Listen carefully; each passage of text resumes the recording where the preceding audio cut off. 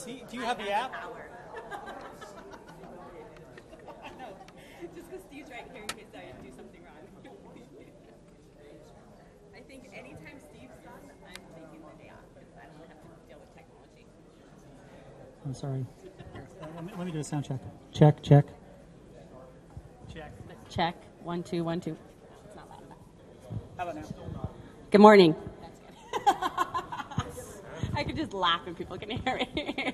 Good morning. Welcome to 1 Million Cups. How many of you, this is your first time attending this morning? Yay! Big group of newbies. Bruce, you lie. My name is Dara Ambrose. I'm one of the organizers this morning, along with John Mirza. I just saw him somewhere in the back. Okay. Eric, who's on the computer tweeting as we speak, and then Steve and Nick. So we welcome you this morning. We've got two great presenters lined up. Please join us and follow us. Follow the conversation. We've got our hashtags and our handles up on the board. And this morning, we'd like to thank Fat Pipe ABQ for hosting us once again, Sabio Systems for being our coffee sponsor, C&M Stimulus Center, who's providing the hardware behind our live stream, and Nick Lehman Media for doing the live feed for us. This morning I have the pleasure of introducing Carrie Couillard with Baby Airs. So Carrie, if you'd like to join us here up in front of the audience. And don't stand in front of there. Don't stand in front of there because it will be bad. Okay, so I like to start with a little message, and this is kind of describes my last 10 years. So follow your own yellow brick road like a boss. A little bit about me. I'm Carrie Couillard, and I'm from Illinois. I got a BFA in fine art photography, taught myself HTML and realized that I really loved it and it was creative. So I set out on a mission to find a master's degree program in computer science. So if you can think about that for a minute, I did have to jump through a ton of hoops. A lot of people say, why are you in New Mexico? And it's because Highlands University accepted me with a fine art background, and I, 2 years later, graduated with a Master's of Science in Computer Science.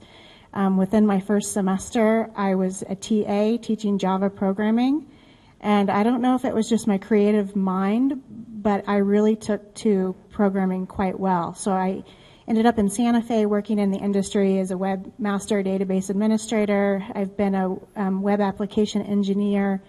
I've done freelance. And then I had my babies. Once I had my first baby, I haven't worked full-time since. I was challenged by my husband to sell all of the baby equipment on Craigslist.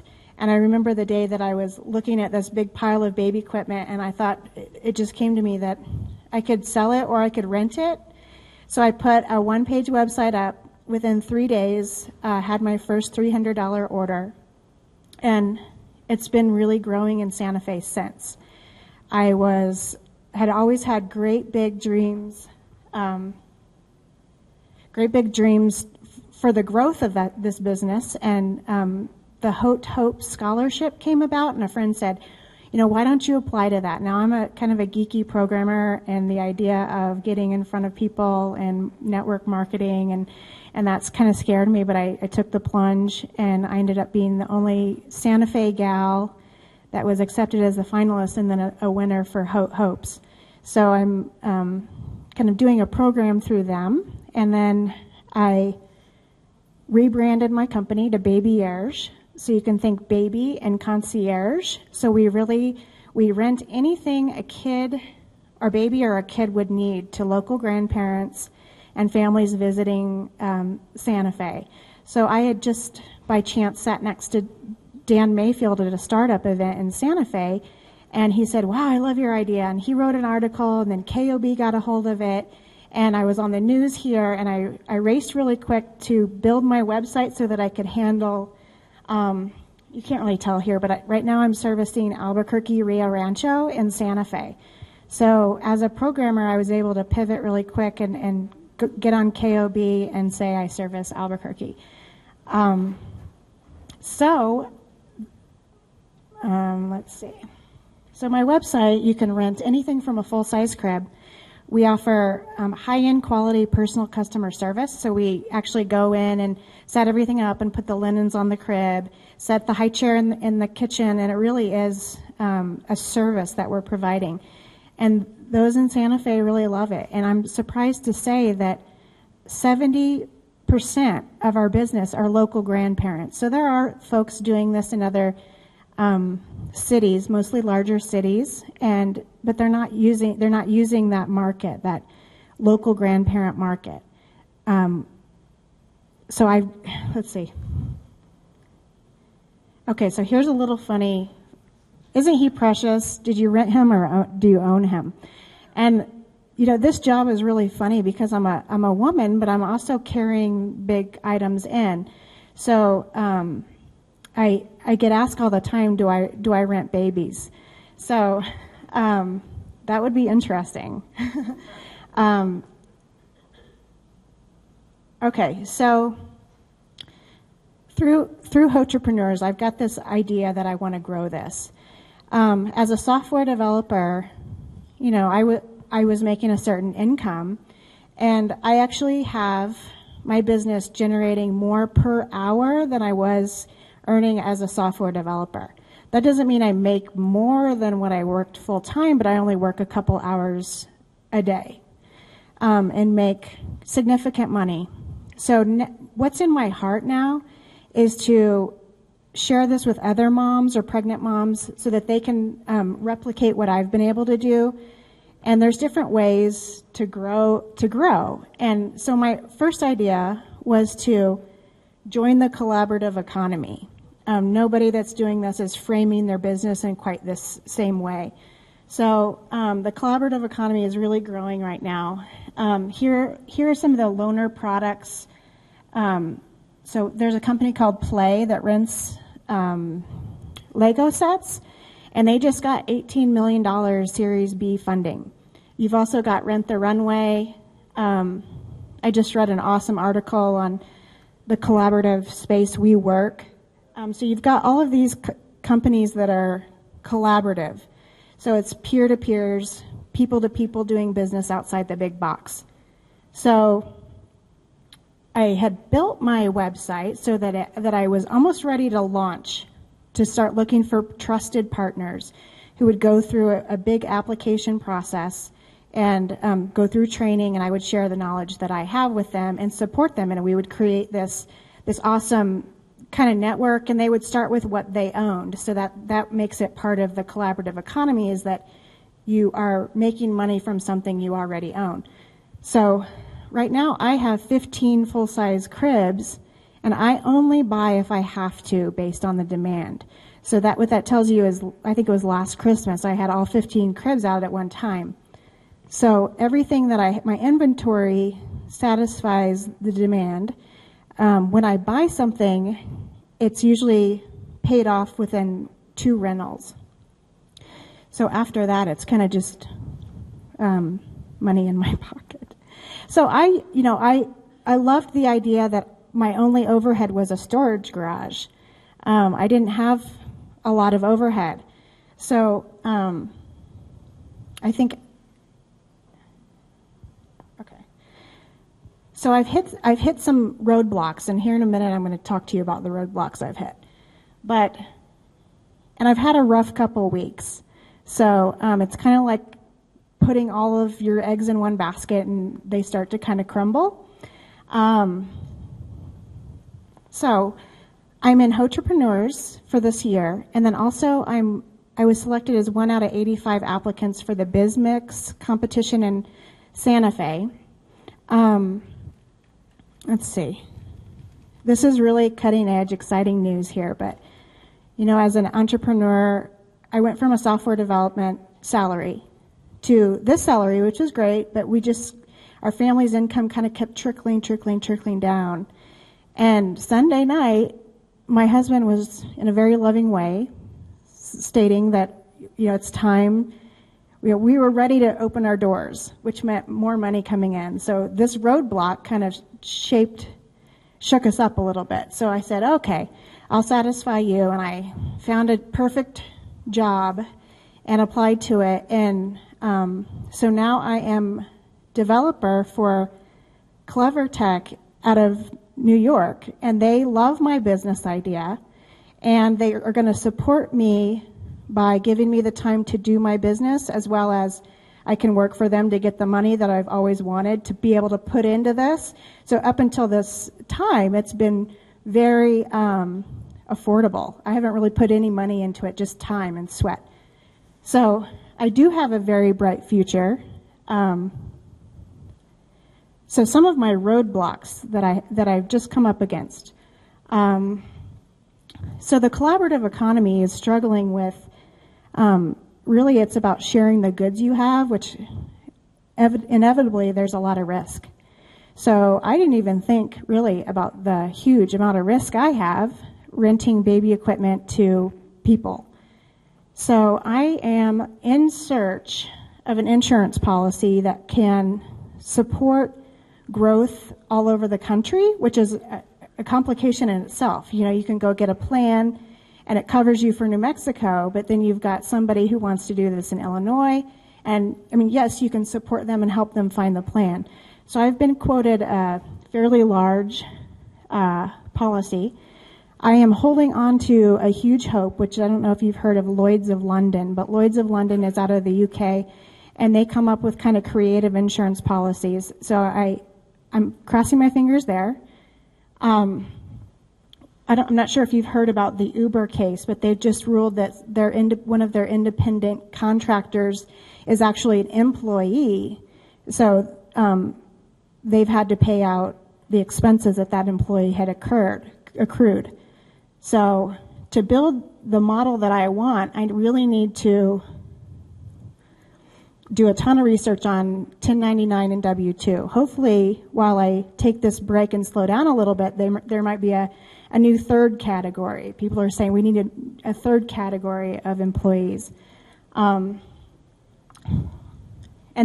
there's a ton of positive in this story too, but I'm just being so authentic and open here. Quality control. So I've been delivering all of my own items and setting them up. I trust that what I'm delivering is in great quality, clean, to my expectations.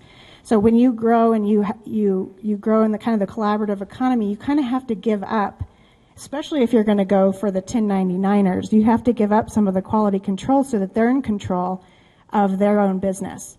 So I'm coming up with a quality control time, and then Albuquerque and Rio Rancho growth opportunities. So those are some things that I'm asking for feedback from. I think that's it. Okay, so I'm excited to hear your feedback. I'd love to hear it.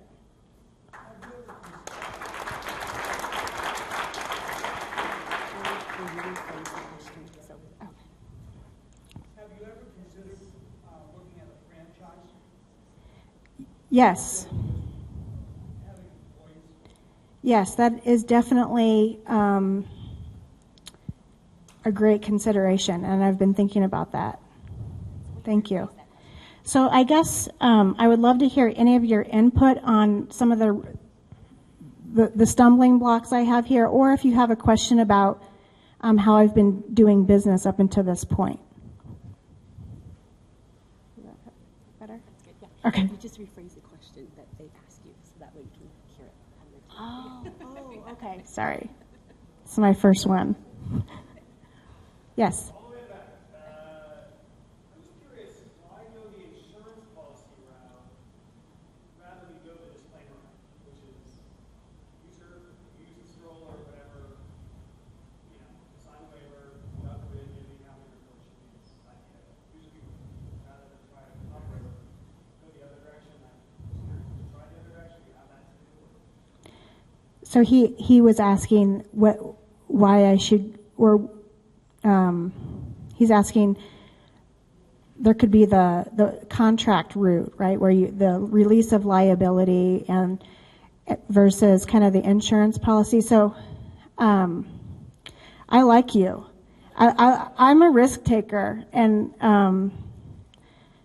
I do have release of liability and terms that they sign. In fact, I custom programmed it for my website so that if a third party is is filling out the order, so it actually gets to the customer has to sign it. One of the insurance agents I talked to said,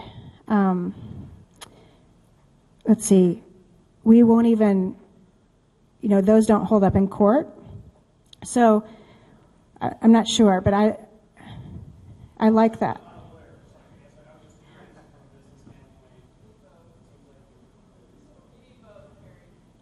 Yeah, I'm feeling like I need both.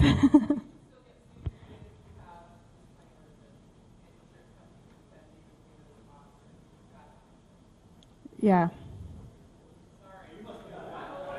She's a lawyer, and she's graciously helping me through this stumbling block. So thank you, Jessica.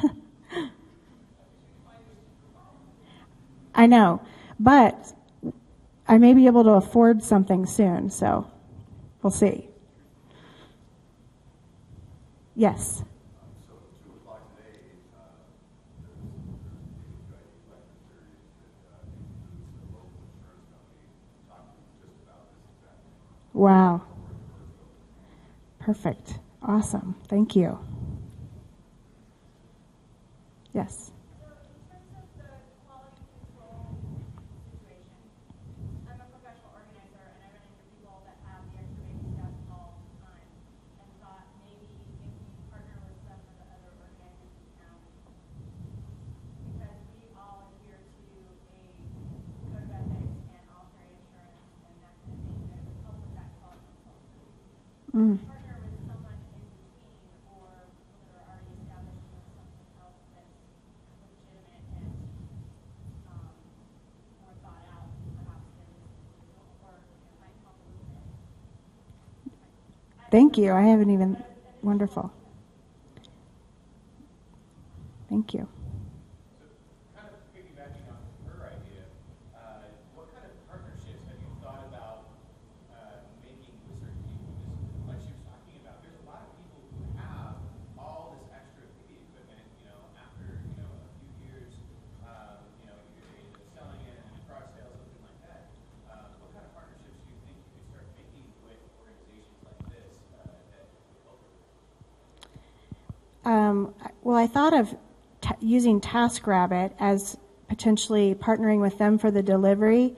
I can see, not here, but something similar, a courier service of sorts. And maybe it's my own brain, but I'm like, well, let's just start a courier service. Or can I just create my own insurance policy and start providing insurance for high-risk companies here in the United States and compete with Lloyd's of London? Why not? I mean, what do I have to do that? Like, I'm thinking about becoming an insurance agent, to be honest. Do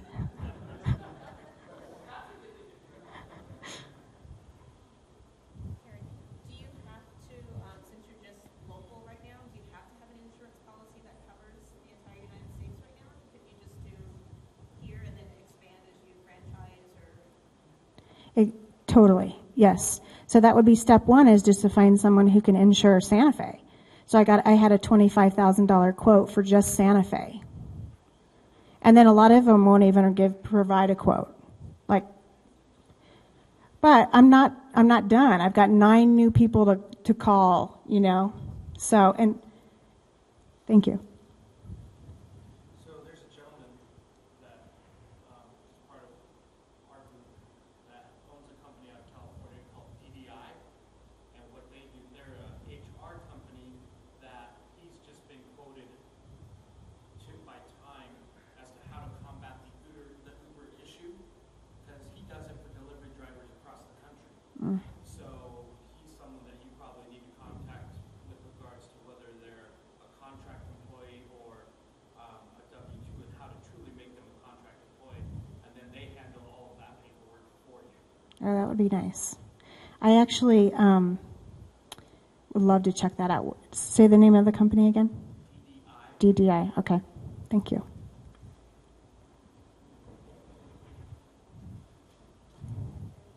Yes. So what is your kind of sales and marketing strategy for get more customers as well as partners? So I'm running cheap Facebook ads directed to the local grandparents in this area. I have brochures. I have partnerships with the head concierge people in Santa Fe. It's been a great word of mouth business. If one grandparent gets great service, they love to tell their other friends. And so it's been fairly word of mouth, minimal advertising. What about partnering with child care services? Yes, that would be great. And then, or even like Airbnb. I serviced an Airbnb customer the other day and kind of got in and started to learn about that system. And so that's a definite possibility.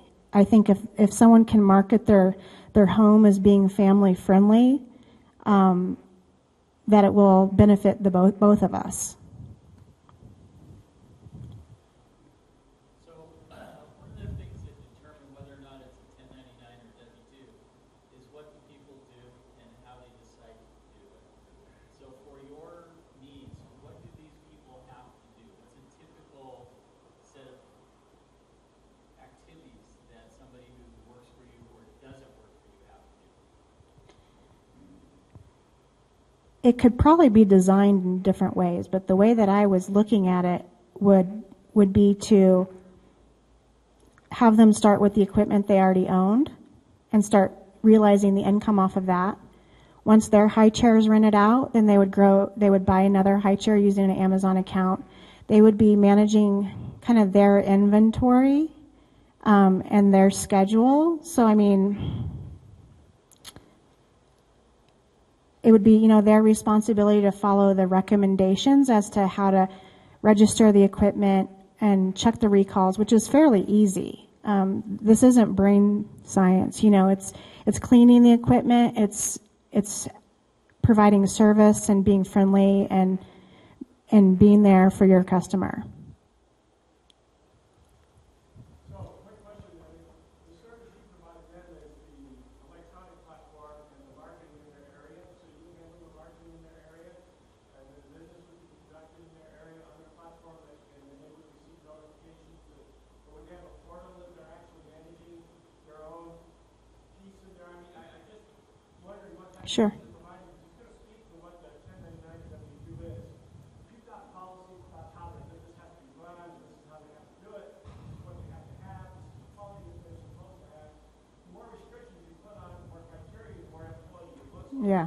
But if you say, look, you got stuff, this is all what works best. If you got stuff, and you can pay for a fee for being part of the sport, Mm-hmm. and fee, whatever the fee Right. might be. So, I mean, it might be fee-based, it might be a percentage of their revenue. I don't know if you want to do flat fees, but those are all kinds of things that Mm-hmm. totally go away from the 1099 concept whatsoever. You're asking them to be entrepreneurs and get partake and then put their revenue back to invest back in using the service. And actually become buyers at that point, subscribers. Thank you for that. Well, the one question we have every week is, what can we do for you, Carrie?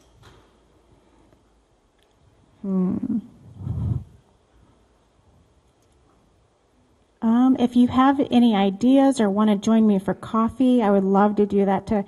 We could brainstorm together, or I could help you in any way that I can. But I guess I really just want. I love this community, and I'd like to get to know your business. And if you find this at all interesting, let's talk about it. Thank you. Thanks, Carrie. So Eric's got a few announcements. Please help yourself. Coffee's in the back. Continue the conversation, and we'll have our next presenter soon. We can't have it yet. Yes. So thanks for everyone for coming today. A few brief announcements. We have a special guest announcement. Are you going to join me up here? But in the meantime, so what we've tried to start doing is actually putting a lot of these things up on the wall. But today it's Entrepreneurial Wednesday. There's always a ton of things that are happening.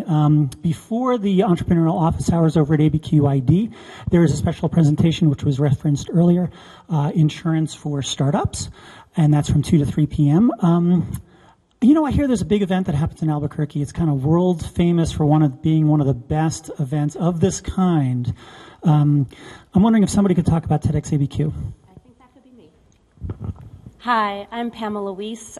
In real life, I am the director of Biz Dev for Verge, but I'm also the director of strategy for ABQ ID. So in my spare time, I'm also the new licensee for TEDx ABQ, which means I hold the license, I make sure everybody follows the rules, I'm also on the board. So I'm here to make an announcement about our main event, which is September 12th at Pope Joy Hall. Tickets go on sale this Friday. They're on our website, tedxabq.com. Early bird tickets are $60 up until August 12th. After that, they're $65. What this includes is all-day session, 3 different sessions, plus lunch. This year it's a little bit different. We're having food trucks outside of Pope Joy Hall, so you get to buy, as you buy your ticket, you get to pick which food truck you want to be served from. Flying Star is also going to be a vendor, of course, this year. They've always supported us. And it's a little bit different. We've got some amazing speakers, and this year we're also featuring a short video contest. So if any of you are video makers, it has to be under 2 minutes. You can go to our website, see how to apply, send it to us. We pick the top 3. The top 3 will be shown during each session. So you'll also win 2 tickets to come to TEDS to see your own video. And it will also go on our website and hopefully viral. TEDx ABQ is one of the largest TEDs in all of the world. We have 8 events a year, but this is our main event. And you can also buy a hero ticket. A hero ticket is $100, and what that does is it's one person to the main event, but it also sends 2 students to TEDx ABQ Youth, which is on November 14th, and that highlights our youth of New Mexico. So we're really, really focused regionally, and we hope that you will come and join us. UNM students get a discount, faculty gets a discount, but you have to buy those at the UNM box office. And also for groups of 10, you get each ticket for $50. So if anybody that, you have a group here at Fat Pipe, you guys can, 10 of you can get together and buy tickets. Or ABQ ID, of course we're going to do that. Or the City of Albuquerque, Gary, which is a huge supporter of TED, and we're very thankful. So if you guys have any questions, you can see me or Stacy Sakos, he's also on the board. But they go on sale this Friday on our website, TEDx ABQ. Thanks so much. Thank you. Yeah, really, it's one of the, TEDx, this is one of the ones that's really known across the country as doing it right. So we want to support TEDx ABQ, but also there's something that's helping get the word out about the great things that are happening in our state and other good stuff. We have a video that we'll play sometime soon. We're not quite sure. There's a great contest that we've referenced earlier called 1 in a Million. If you've been a previous presenter, it gives you an opportunity to compete during Global Entrepreneurship Week in Kansas City with a number of other startups. But if you've been a presenter or are a presenter through the next few weeks, so this is your last or one of your last few opportunities to become a presenter and be eligible. But they give a whole bunch of great prizes, and apparently we need to have some cords plugged in. In the aux? Are we ready? In the meantime, then, so the quick stuff. So next week, in addition to today, there's great stuff going on. Also, there's an open data session that's happening, I want to say here. It's happening this coming Saturday on Open Data. In addition to that, next week you've got Marcom, you've got the Creative Startups Deadline. It's also Startup Teen Week. Great program that's at Bosque School. It's happening all week long. If you've got teenagers grades 9 through 12 that are looking or potentially, they're just interested, they're fascinated in all sorts of stuff. They don't have to be an entrepreneur already, but if they're excited about anything in their lives, plugging them in with a bunch of other folks who do design and are interested in business and making things happen, this is a fantastic opportunity. Fat Pipe anniversary is coming up on the 30th. We've got information here. You can see Megan, Lisa, a couple of other folks in the room. And I think if we're ready to go with the video, let's hit that. We're looking for 1 in a million. What does 1 in a million look like? Have you ever seen it? Does it look like this? Or this? If you've ever presented at a 1 Million Cups gathering held every week in more than 70 locations across the country, then maybe 1 in a million looks like you. This year, for the first time ever, Open exclusively for 1 Million Cups entrepreneurs, the 1 in a Million Startup Showdown will be a featured event during Global Entrepreneurship Week. 1 in a Million was created to provide educational resources to entrepreneurs and showcase some of the stellar startups in the 1 Million Cups community. 15 finalists will be selected to come to the Ewing Marion Kauffman Foundation in Kansas City on November 17th and 18th, where they will receive coaching and gain valuable insights to sharpen their startups. The top 5 startups will be selected to take the stage for a first-of-its-kind Wednesday morning presentation that will be streamed live to all 1 Million Cup sites across the country. The winning startup takes home $10,000. Here's what you need to know. Your startup must have presented at a 1 Million Cups before August 2nd, 2015. Your startup must be younger than 5 years old and based in the United States. Your startup should have plans to grow with a scalable and disruptive business model. Don't wait to submit your company for this nationwide competition. 1 in a Million will accept applications through August 7th. That's it. Actually, there's more to it than that, so visit us on the web to learn more about how your startup can become 1 in a Million.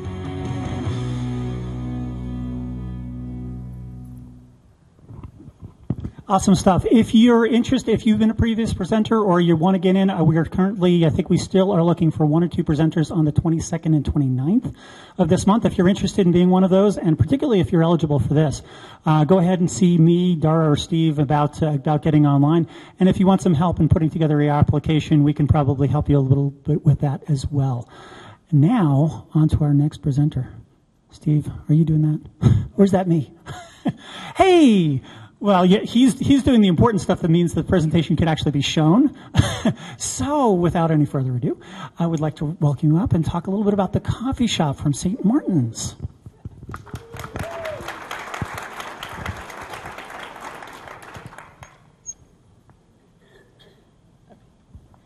Good morning.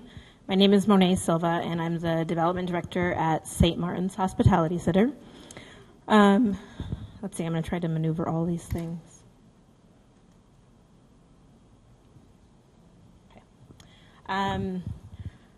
So St. Martin's, for those of you that don't know, we are one of the largest and oldest homeless behavioral health day shelter providers in Albuquerque. We serve over 4,500 people a year, and we do this through our initiative that's called Project in Homelessness. And part of that project is coordinated assessment, shelter services, behavioral health care, employment services. We've just added primary health care, which include dental and medical, and housing services.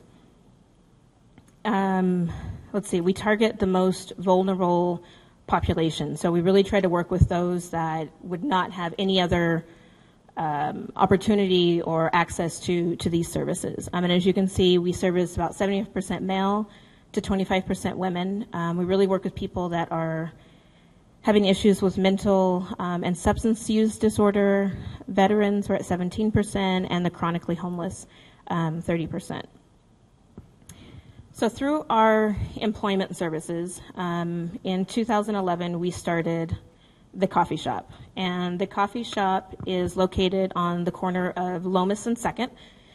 And we provide coffee, obviously, but the people that work at the coffee shop are actually St. Martin's interns. So these are people that are either homeless or exiting homelessness.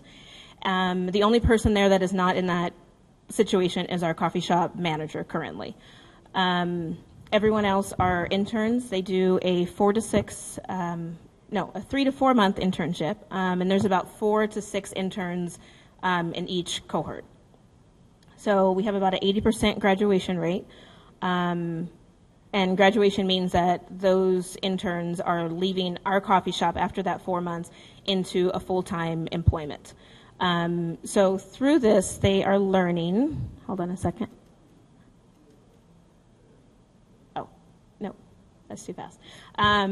So they're not only learning how to make an amazing cup of coffee, they're also learning hard skills. They're learning the customer service and food preparation, just dealing with customers in general. We also work with them very closely on building their resume, learning how to do a job interview. Let's see, what else do we do? What else do we do there? Financial, they learn how to budget and make sure they can afford their house when they get into housing. All of those things, we really try to make sure that they're solid by the end of the 3 to 4 months so that they're able to go on to that full-time employment, hopefully have housing by then, and really succeed in what we're doing. So our next steps for the coffee shop, what we are trying to do now, has anybody been into the coffee shop? Awesome. The rest of you guys need to go. So what we're trying to do now is we are in the process right now of looking for a new site. So those of you that have been there, you know now that we serve breakfast and lunch. We have things like oatmeal and scones, and at lunchtime we have wraps and paninis and things like that. So we are taking those next steps to open a full-service restaurant that would be open 7 days a week.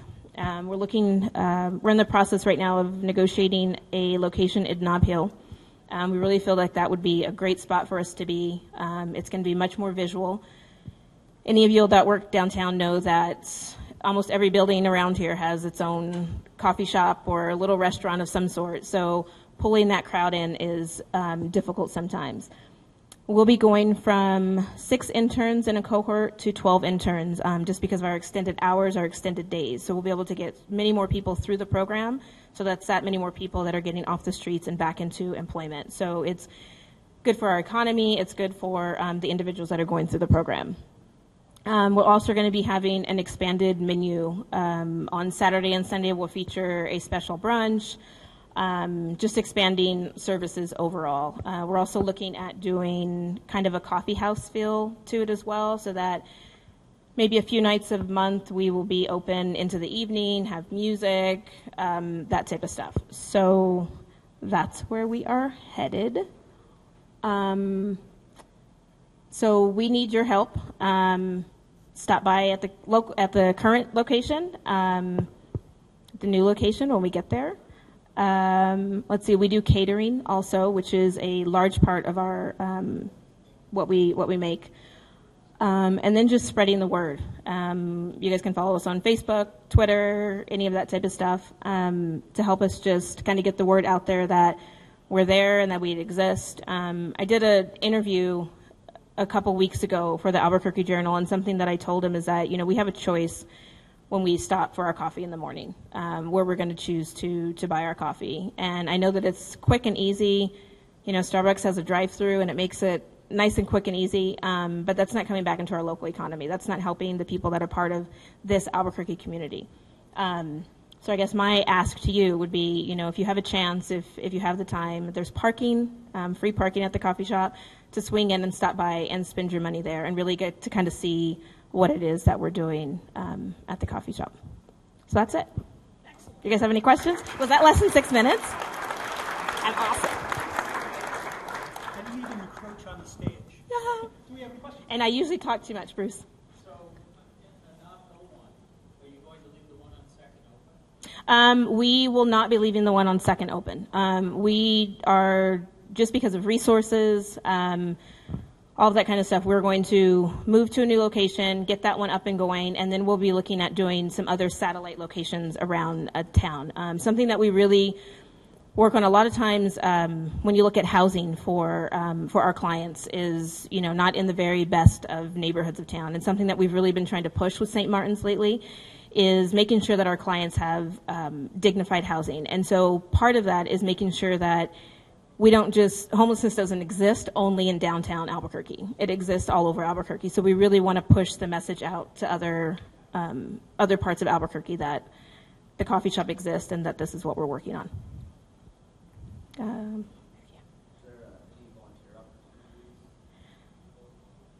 At the coffee shop. Currently, we don't have any volunteer opportunities at the coffee shop.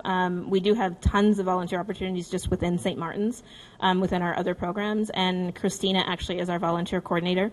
So if anybody is interested in that, you can definitely check with Christina, and she'll be happy to set you up with that.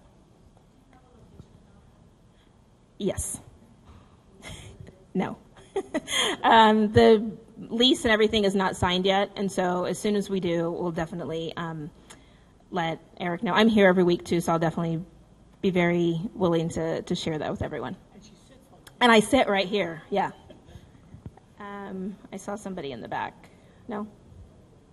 So I'm curious, sort of, one of the questions we unfortunately we don't always get to is sort of the business model and how this thing's working. Is this a self-sustaining enterprise? Is it, how close are you to that? Or are you making a profit? How's it working?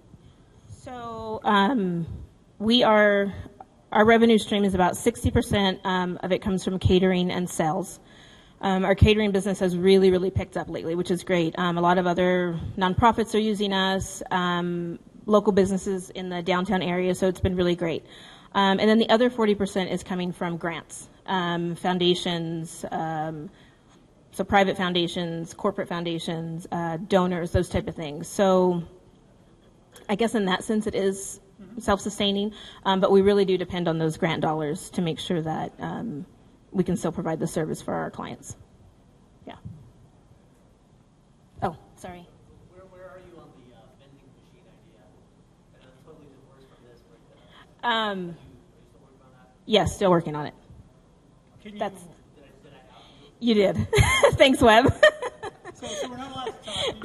No one's allowed to talk about it. Webb just has lots of questions this morning. Yeah. That's something different that we're looking at, but we're definitely looking at it. Yeah. Anything else? Vending machines. That's, yeah. So maybe we'll come back later and present on that.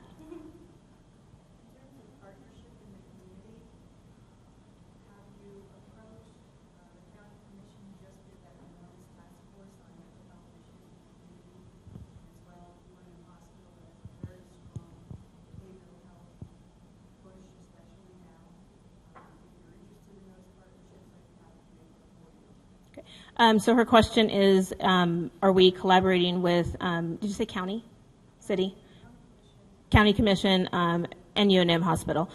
And the answer on all of that is yes, in some way or another. We have enormous support from the county, from the city, from UNM Hospital, and we really try to partner. If there's something that we can't do at St. Martin's, we really try to, get them to healthcare for the homeless or get them to UNM. We just want to make sure that they're getting the best service possible. We can't do everything, so we really want to make sure that they're getting out there into the community and getting the services that they need. So, yeah, thanks. Any other questions? Oh, sorry.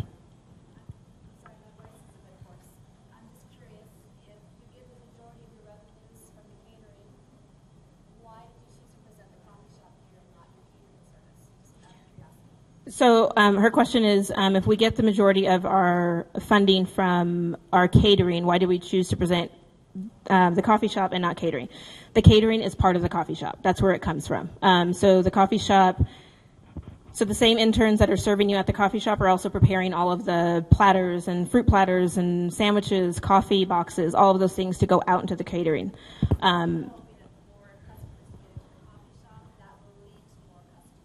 Exactly.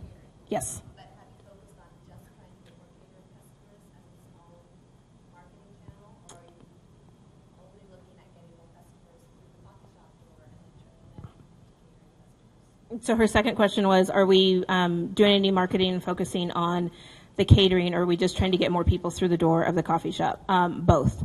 And so we are focusing on both of those things. We really are, like I said, our caterings in the last 6 months have maybe tripled.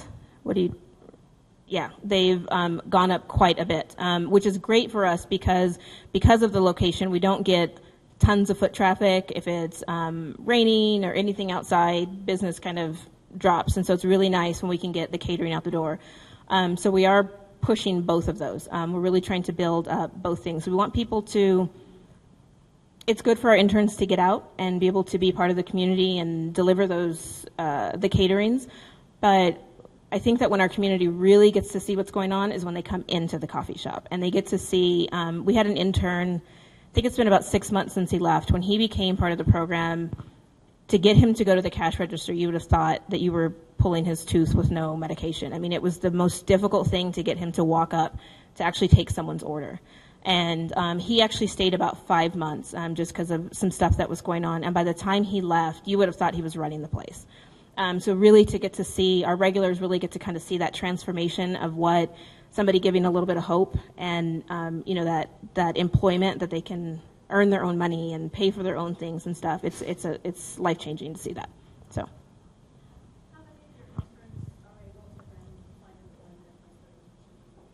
So we have right now, we state that about 80% complete the program and go into full-time employment. Because of the population that we deal with, we might have somebody that comes into the program and they only stay a month, and then we've put somebody else into that position. But the ones that graduate from the program, there's about an 80% success rate of them going on to full-time employment. Yeah. Anyone else? Mike. Program sounds a little industry specific. With the plan, do we have to take the same idea into other industry areas? Meaning like a different type of business? None. No. We looked at, before the coffee shop, I wasn't with St. Martin's at the time, but before they opened the coffee shop, they really tried to look at not only what was happening in Albuquerque, but what was happening nationwide and what types of social entrepreneurship nonprofits were doing. And so there's a lot of thrift stores and different things like that. And so looking at the coffee shop model was something that is not, there was a few around the country that had been done. So we really thought this was a good market for us. And so that's kind of where, at this point, that's where we're sticking. Yeah. Any other questions? Bruce? So, do you always have enough people in your cohorts or your interns to work at the coffee shop, or is there ever a shortage? There's never a shortage, no. Unfortunately. I mean, I guess it's good and bad. There are days where everybody might call out, and that does happen. They don't show up or whatever. But we always have. So on top of the coffee shop, we also have our employment services that is on our main campus on 3rd Street. So that's how they get into become part of the cohort. They have to go apply through employment services, do an interview, the whole thing. So if we ever get, that 4 are graduating, because the cohort doesn't go through all at the same time because of the nature of things. There might be somebody in their 4th month and somebody in their 1st month. So it's constantly changing. So through our employment services, we're able to constantly pull from that and bring more people into the new cohort. Any other questions? We have always one final question. I think I see some of that over there. But just, maybe what can we as a community do for you to help move this forward? So like we said here, stop by the coffee shop would be great. Even if you just come in to kind of see what's going on, to use us for caterings. As we start to make this new move, anyone that has something that we need is graphic design. As we move, we're going to be kind of rebranding a little bit because the look of the shop is a little bit different that we're moving to. So anything that you think that you might be able to help us with, whether you're a business owner, in government, a community member, we are willing to take all suggestions and see where we can go with those. So thank you. Thanks very much. Thank you. So we left out a thing or two earlier, but a couple different announcements. You may have noticed some people trickling to the back of the room. The New Mexico-Israel Business Exchange is working with the Albuquerque and Bernalillo County Trade Alliance. They've got a great internship program going on in Israel, and they're basically they've still got some slots for some interviews next week. So if you go to NMIBE, and we'll put some links up about that, they can find you information about how who they're interested in having participating. Today we've got some librarians in the crowd. One of the things that Albuquerque is doing is we're trying to reach all kinds of entrepreneurs. That's one of the things that 1 Million Cups is here to do. It's one of the things that a lot of our programs here in the city are trying to do. And one of the different ways that people learn about entrepreneurship is they go to libraries, they look online, they talk to folks in this audience. That's why it's so important to have you here each week. But also, do we in fact have librarians in the room? All right, great. Yes, fantastic. So thanks for coming. Hopefully you'll learn a little bit here today. Another way that we have of connecting people and making sure that they're aware of what's happening in our community is folks like Yassine, is basically through our meetup. If you're on meetup.com, please make sure that you let us know that you're going to be coming. If there's something you're looking out for, if you want to help make connections, it really helps us do things. Next week, we've got 11 online, and Inava Data Center will be joining us. But we want to thank you for coming, and hopefully next time maybe bring a friend, let other people know. Thanks again.